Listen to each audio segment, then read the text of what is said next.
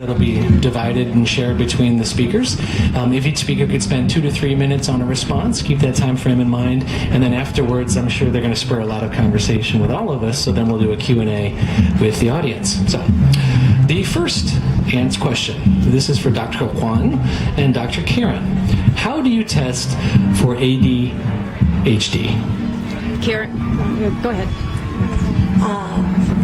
Because in Western medicine this involves a lot of school changes in the school, special accommodations at school, and because it involves controlled drugs that are very powerful, this is something that I always leave to the psychiatrist because they have special training in making this kind of diagnosis. Poison people.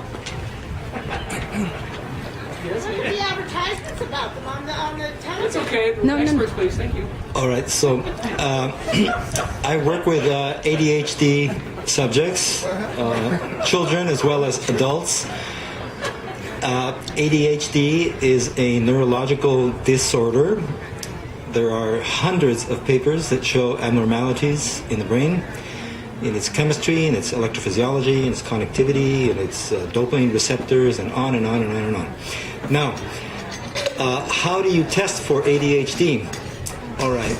The current situation is dismal. It often just involves comments and interviews with parents and teachers and a visit to the general physician, perhaps a clinical psychologist, filling out some questionnaires, and then they're off to the psychiatrist who is quick to put them on a psychostimulant medication, often as an experiment, and they test several, and you know the story.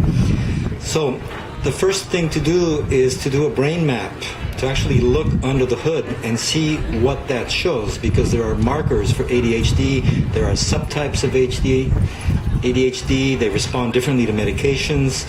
ADHD is now seen as a continuum of developmental disorders, with the most extreme case being autism, and then Asperger's, and then subtypes of ADHD.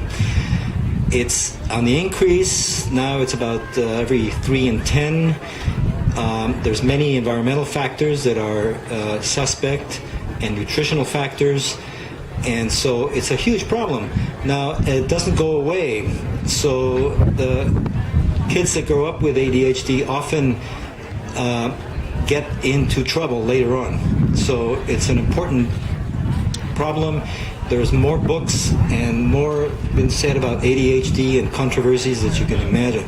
But you can actually see in the brain what is dysregulated, and you can repair it. There's neurofeedback protocols that are very effective to remediate ADHD.